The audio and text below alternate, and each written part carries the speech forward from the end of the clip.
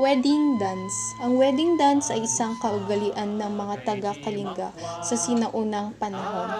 Isinasagawa nila ito kapag may nagaganap na kasalan, kung saan ang mga binata at dalaga ay nagsasayawan sa kanilang sariling katutubong sayaw, bilang simbolo ng paggalang sa mga bagong kasal.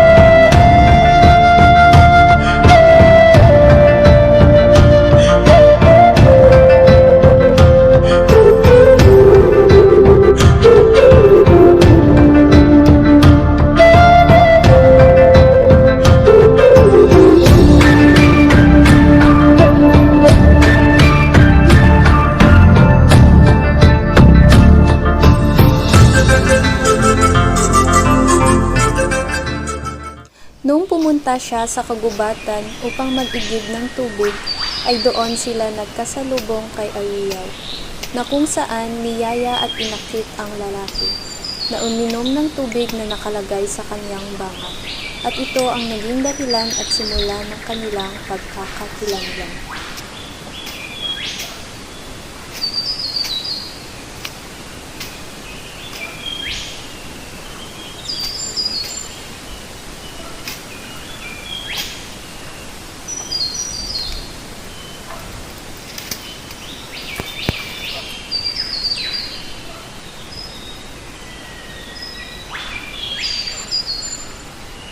Mukhang pagod na pagod ka ata. Inom ka ng cake.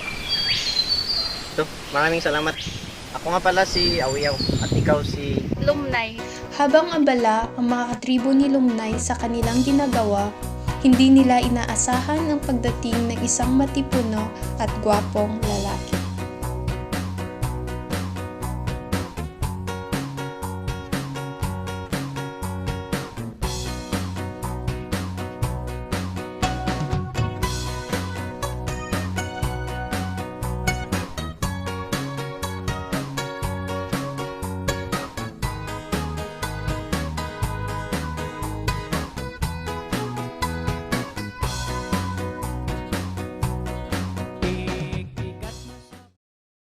Amuyo apo, di ka banbanwaga, siyak ti pilpilaan ti babae. Han nga siyak kapan ti balayta, nuangkat ti sudat apan ito. Ay iso kasat no nga iti. Istoryan da tatang hindi ka banbanwagan da payla. Salita apo, natataw taraki unay gamin. Dinagrogrogyanan da kini inam, ijay kat bakir. Ije da nga nagkita. Anda nga impampaamu pa hindi ay muna sikreto da lang di ay gawin. Tamo yung nervous kat. Matinig ti babae da ita.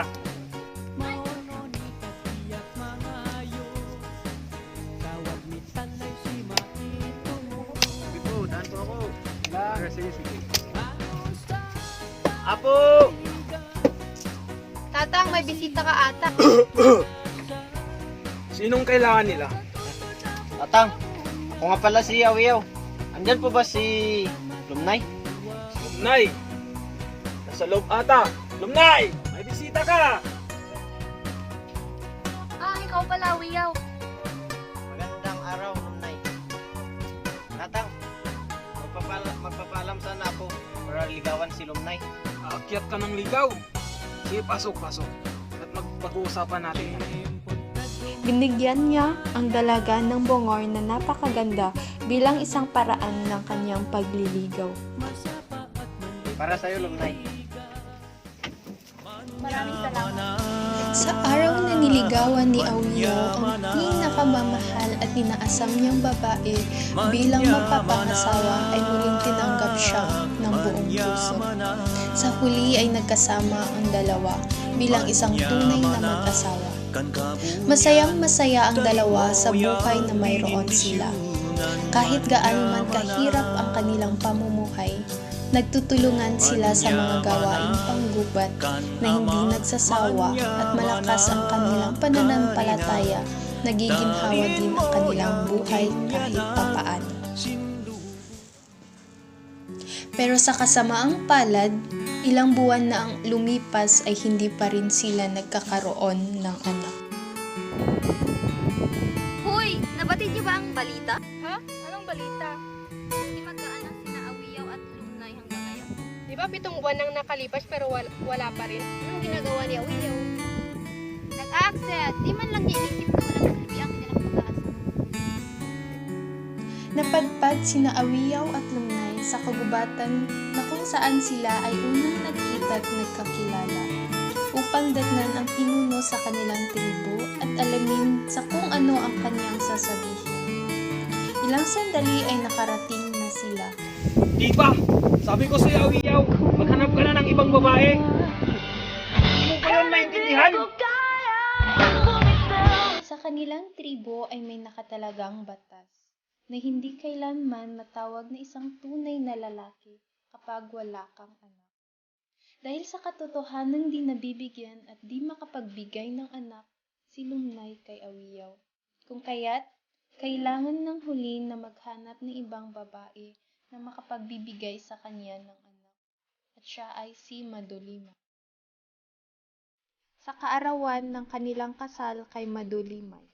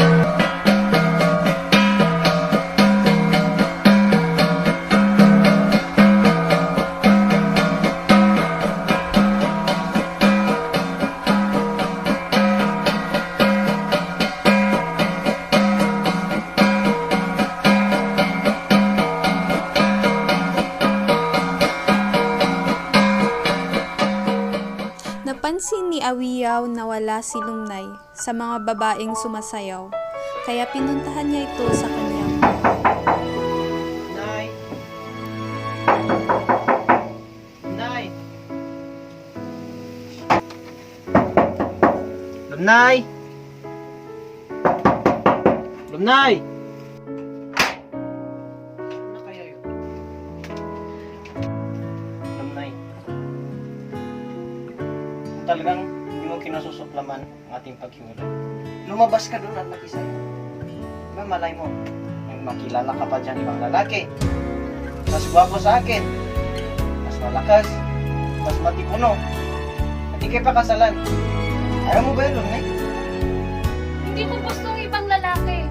At ayaw kong may kasal sa iba. Alam mo naman wala akong ibang ginusto, diba? Alam na alam mo yun, di ba? Di ba? Alam mo yun, Lumnay. Hindi ko ito kasalanan. Hindi mo ako masisisi. Naging mabuti akong asawa sa'yo. Masisisi mo ba ako, Awiyaw? Masisisi mo ba ako? Hindi! Hindi, Lumnay. Ikaw ay naging mabuting asawa sa akin. Wala akong masasabing sa ipinadama at pinakitang pagmamahal sa akin. Pero, alam mo namang walang silbi ang pagkalalaki dito sa atin kung walang anak. Alam mo yun. Alam mo namang ginawa ko ang lahat, di ba, Awiyaw? Nanalangin ako kay Kabunyang ang higit sa lahat. Isinakripisyo ko ang lahat sa aking mga pananalangin. Oo, alam ko yun. Umalis ako dun sa sayawan dahil hindi kita nakita na nandun. Kung ayaw mo sa seremonya ng aking kasal, pues, naparito ako para sabihin sa'yo na ang mapapangasawa ko ay si Madulimay. Ang bahay na ito, ay ginawa ko para sa'yo. Yung mga lupain natin na nandun, lahat na yun, para sa'yo. Hindi ko kailangan ng bahay at lupain mo. Gusto kong bumalik sa sarili kong bahay. Dahil sa sinabi ni Lumnay, walang nagawa si Awiyaw, kaya't umalis na lang ito at pumunta sa sayawan. Kahit alam ni Awiyaw na masama ang pakiramdam ni Lumnay, ay ginawa at kinaya pa rin itong iwanan. Dahil sa pangangailangan at kagustuhan na magkaroon ng anak.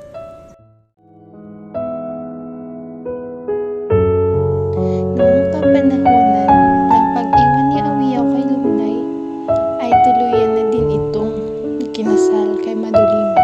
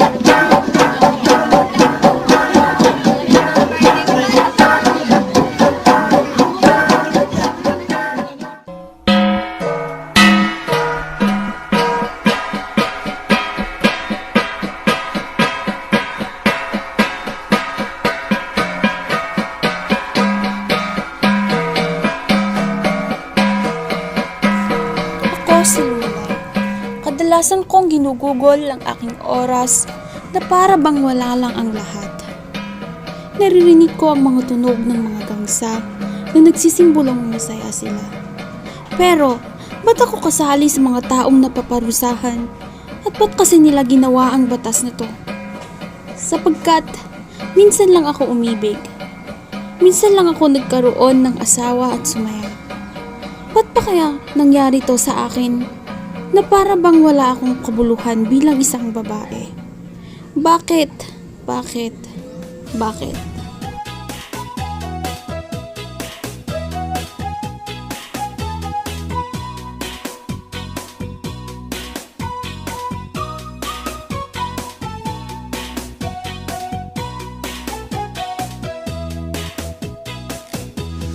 Hoy, sadot bumangon ka, kita eman ti aglawlaw.